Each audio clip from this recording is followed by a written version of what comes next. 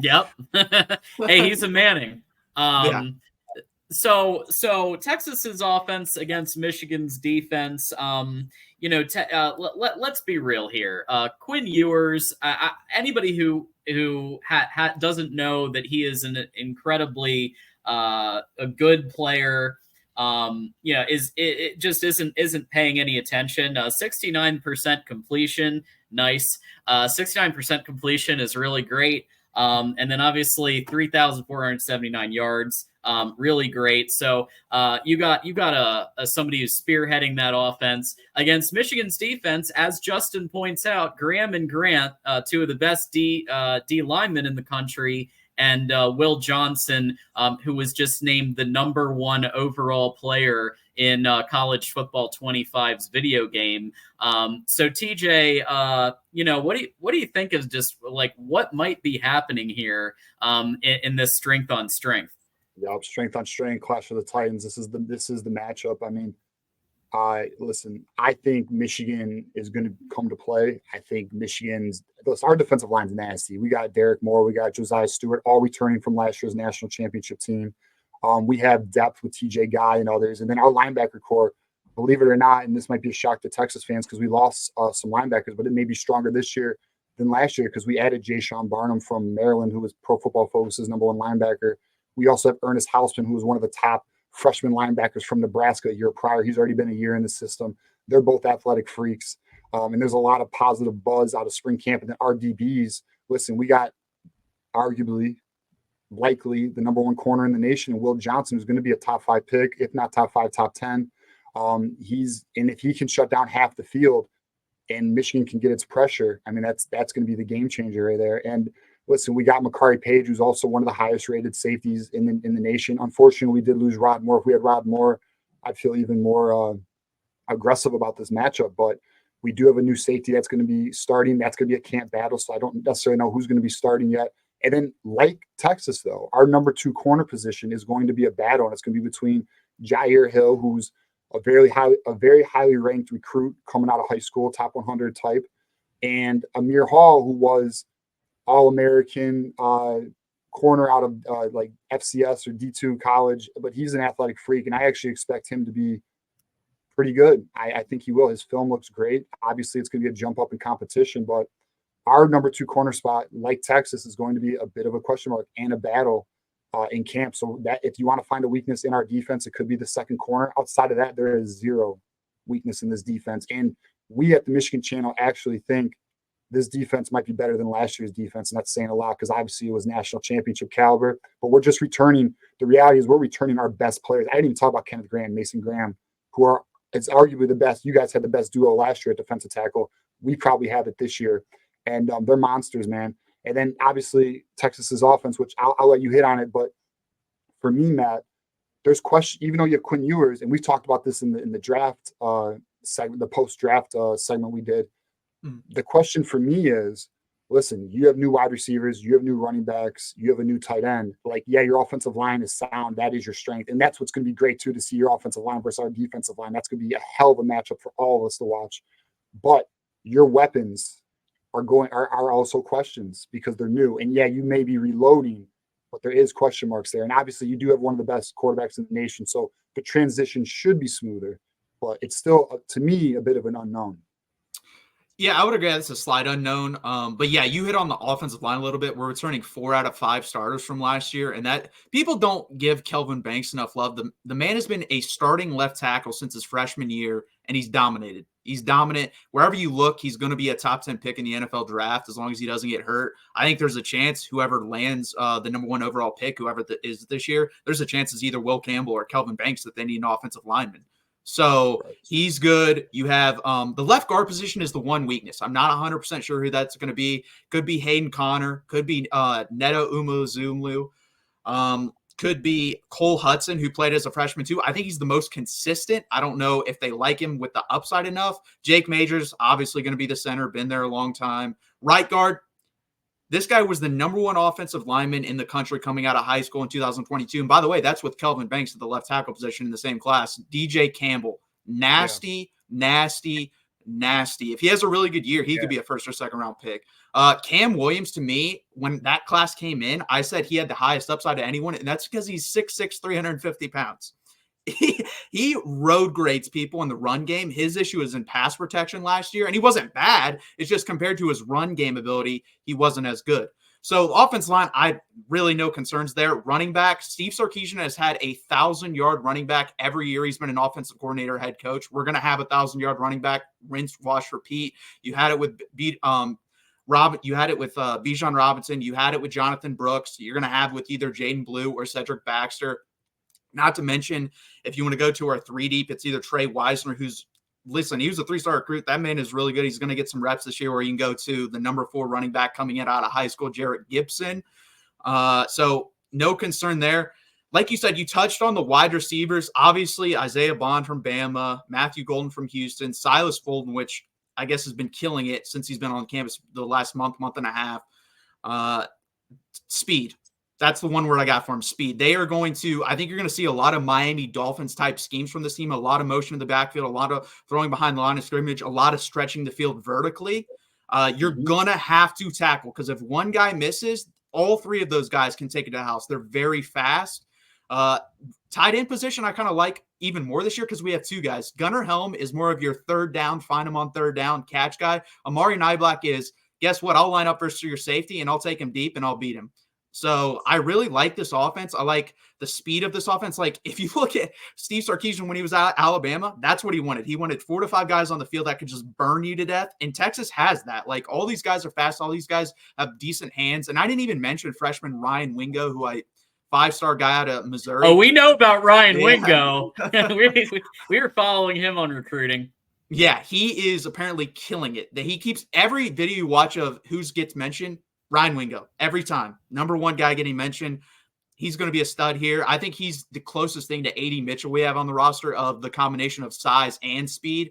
And that's the thing, too. A.D. Mitchell came in, and he had injury issues. There were questions, and he came in, produced, and fit in really well with Texas and ended up as a, second-round pick. So I think Texas is going to be pretty good at the wide receiver position. I'm not going to say great yet, because it is going to be hard to reproduce a Xavier Worthy and A.D. Mitchell combo. I think you can argue that was the best combination in the country last season. But do I think we're deeper there? I do think we're deeper. I think we go 5 to 6 deep there. But it's going to be fun. Your defense is loaded. I think this is probably for sure a top 5 offensive line for Texas versus the best defensive line in the country for Michigan. Yeah, and that's what I mean. Like, this side, this matchup here is obviously for Michigan offensively, Alex Orji's. That's going to be the X factor for us. But in terms of the game, this is the matchup. Your offense, our defense, your offensive line, our defensive line. It's going. I mean, this is must-see TV, man. This game is going to be epic. This is a heavyweight fight, man. There's potential. Between those 2 groups, you could have 10 NFL players. That's a real possibility. That's insane. The amount of NFL talent in this game is insane. Yeah, and Michigan fans know a thing or two about Isaiah Bond because Michigan watched Isaiah Bond when Michigan played Bama. So Matt, I just looking at the numbers that both Xavier Worthy and Isaiah Bond put up. Xavier Worthy put up over 1,000, but Bond put up 888. Do you think that Bond is a suitable replacement when combined with the others? And even Wingo getting maybe sprinkled in here and there for Xavier Worthy, who, he did break a record at the combine. He got over 1,000 yards, but it seems like it's business as usual for Sark on the wide receiver front, right? Just in terms of high level of productivity. Yeah, so I think Xavier Worthy was better at catching stuff in the backfield and breaking tackles and getting loose and also over the top. But I think Isaiah Bond's much better in the intermediate game. His route running slightly better. He's a much more smooth route runner and just pass catching ability. I think he has better hands than Xavier Worthy. And the drops by Xavier Worthy were wildly overblown. If you looked at the charts, they were not high. No, right. It's not. It was way overblown.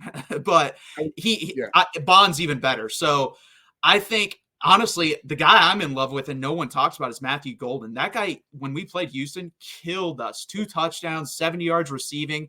This is the type of athlete he is. He had 20 kick returns last year, that were able to be returned. He had 2 touchdowns.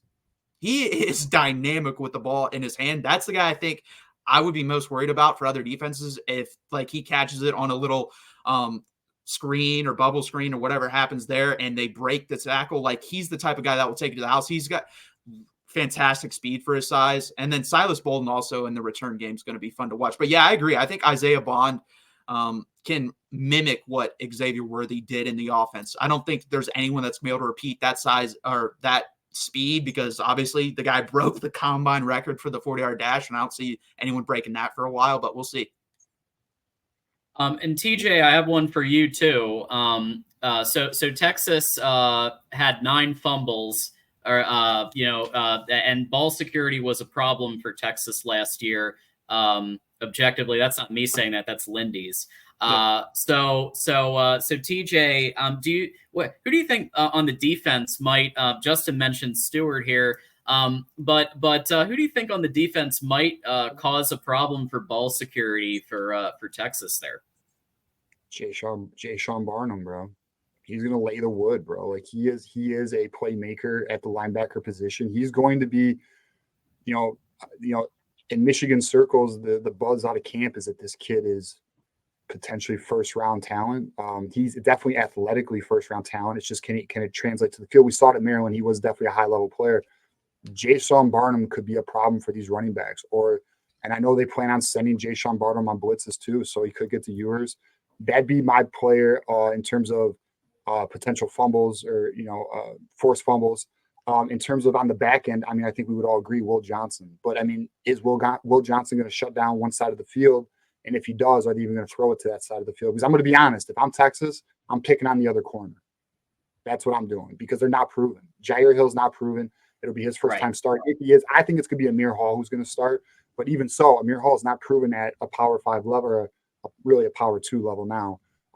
He's not proven yet. So that would be, like if I'm Texas, and I don't know if we have this in the topics, but if I'm Texas, I'm doing quick throws to try and evade the blitz. I'm definitely going to pick on the second corner in the defense, and I'm also going to maybe take some shots on our safety because outside of Makari Page, the other safety, I don't know if it's going to be Jaden Mangum or who's going to be the starter. We added 3 transfers on the back end, and because we lost Rod Moore and Keon Staub transferred to Alabama, so we took a little hit there, but those would be the weak points. Would be second, our other safety, our strong safety position, and then our second corner. But outside of that, there is no weak point, which I know that sounds crazy, but again, we were a national championship defense. We're returning a lot, so yeah. And they're only getting, and Matt, a year older is a year better. So that's kind of where we are with that. Yeah, for sure. Returning production is a cool stat and all, but if your returning production was crap, it really doesn't matter. Whereas Michigan's returning production, they're basically returning everyone on defense, and it was a fantastic defense. So it definitely matters.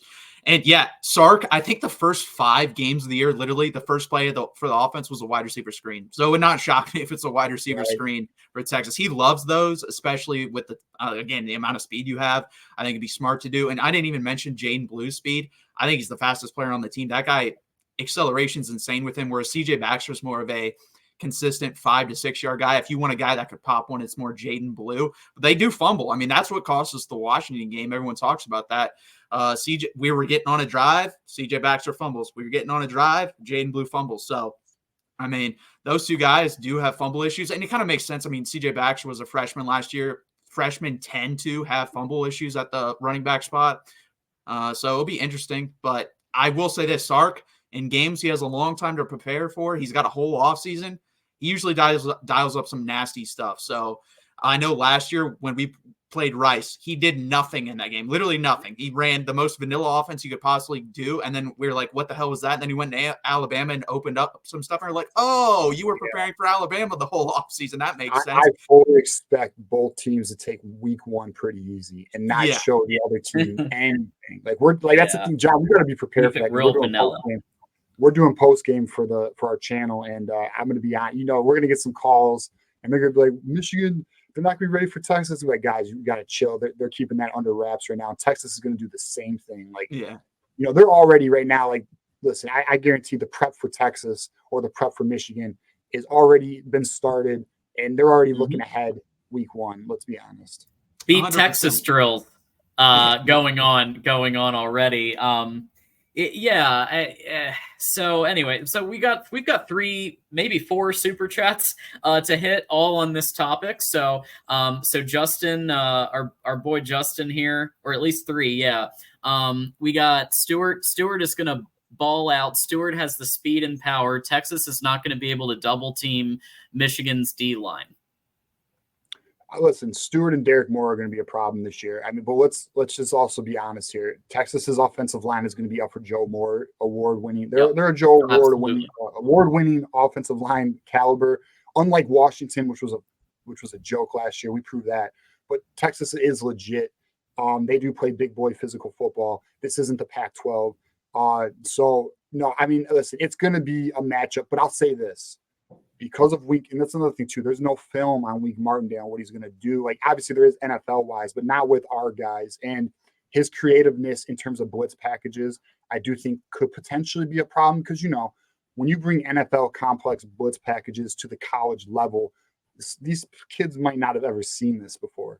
So that could be a real benefit especially with our level of skill at the defensive line. But again, I want to caution our fan base. We're going to go up against a legit offensive line that is probably going to be top 3 for Joe Moore Award finalist. And honestly, if you would have said Grant and Graham versus our interior, I'd be more worried about that. I trust our tackles completely. I think that's our strength. I'm not that worried. I'm worried about center and guard combination versus those 2 guys. You could send Josiah Stewart up the middle too, though. I mean, like, true.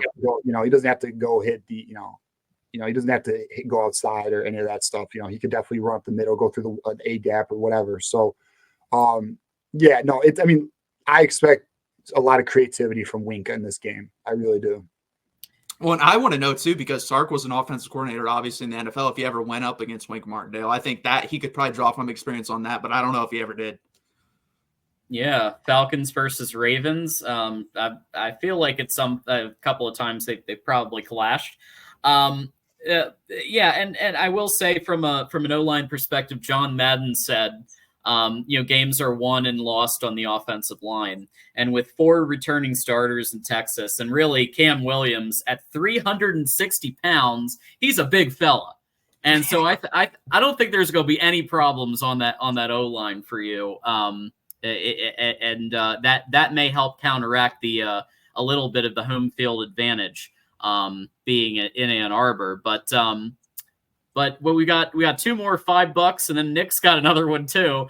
Michigan D-line stunts and twists, plus the size and speed on the whole D-line. TJ Guy, as TJ mentioned, is going to be a huge change of pace. Derek Moore. Yeah, TJ Guy is the next name to know.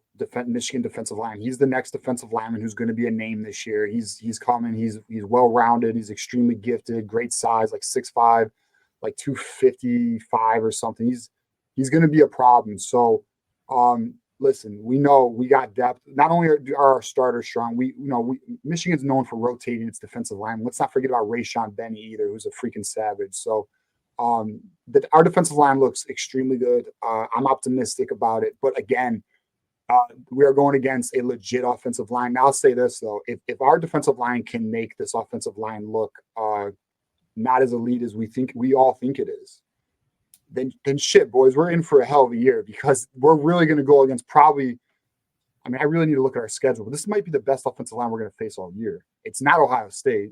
It's not USC. Maybe Oregon, but Oregon's small. Look, they're not as big as we are, so I think that's a combination too. And it ain't Washington, because they lost all their – everyone transferred out or went to the draft. So, yeah, this is probably the best offensive line we're going to face all year. So, depending how our defensive line plays, that could be telling on our chances for the year. And, like, another thing I want to hit on, but I know we got some more topics, and I know we have more super chats. So, I'll save it for later. But there's a question I have for all of us. And Okay. I'll save it for later. Okay. So I think, Justin, you're thinking of Burton on this, but Michigan has seen Bond twice. First, he was at Georgia, then Alabama. You're thinking Burton, who spent 2 years at Georgia and then 2 years at Alabama. We shut him down under 100 yards. And Isaiah Bond is much better than Jermaine Burton. I would agree. I would agree with that. And then Nick, of course, Texas will be shook from all the freaky orgy action. Can always count on Nick for a good one. But I do want to ask. I do want to ask about impact, like picking your impact player. We've mentioned a lot of players here. I'm going to start Matt this time. Who do you think each impact player is going to be here?